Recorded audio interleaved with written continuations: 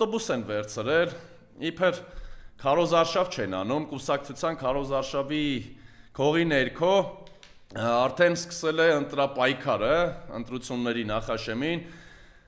առաջ ընկնելով եւ պետական ամբողջ ռեսուրսը չարաշահելով գնում են այս մարդիկ ընտրության։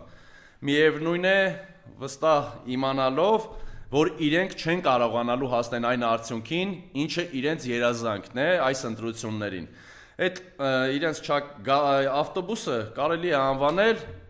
մահվան գազելներ, մահվան ավտոբուս, լավ, քանի որ գազել չէ, մի քիչ ժամանակակից է, մահվան ավտոբուս անվանել, ինչու եմ ասում մահվան ավտոբուս, քանի որ, տեսեք, այս մարդիկ